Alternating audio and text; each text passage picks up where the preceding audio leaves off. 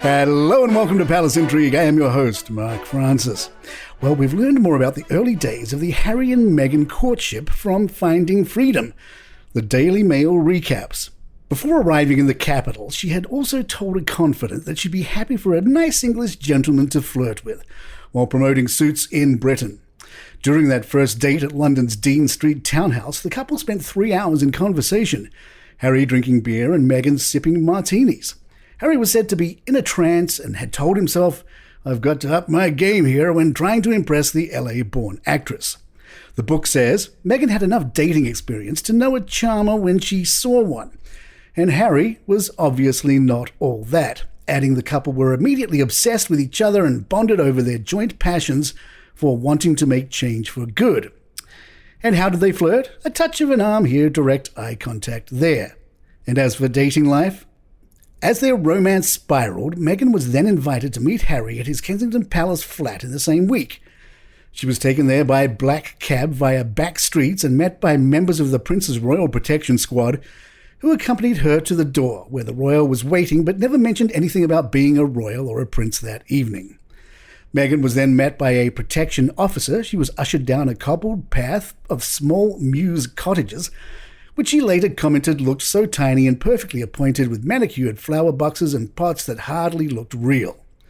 When Harry opened the door, the prince towered in the small hallway with lots of coats hung on hooks and his boots by the door just like any regular home. Within 3 months, the couple had declared, "I love you." Harry was first to say it, the biography claims. And the Daily Mail also claims Harry and Meghan have torpedoed their chances of being hybrid royals. Per the Mail source, the door will be open to them as much-loved members of the family, but it's hard to see how they can now salvage the new role they wanted as hybrid royals, running commercial careers alongside royal duties from the US.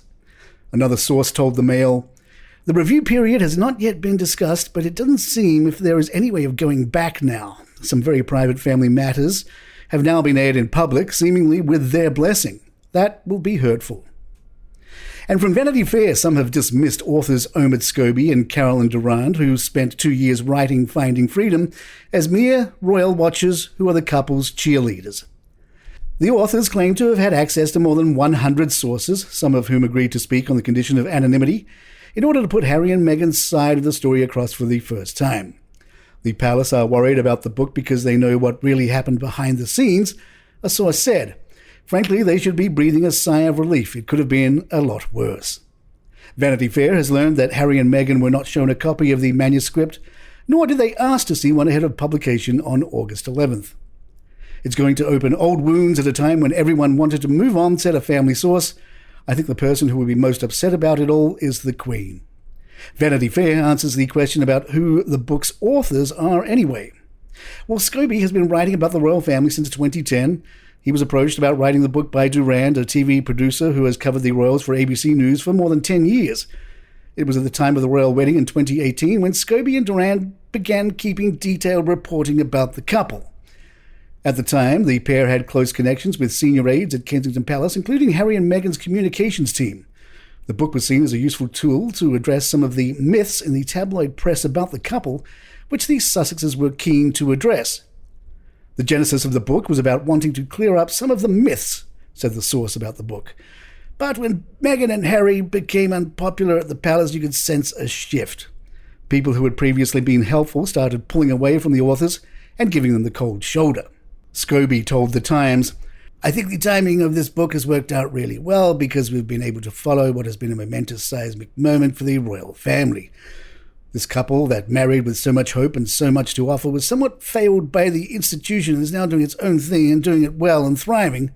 Unfortunately, I feel like it's the royal family that lost because the Sussexes as a couple and Meghan as an individual represented a level of modernity that we hadn't seen in the House of Windsor before." I'm Mark Francis. My thanks to John McDermott. This is Palace Intrigue and good times.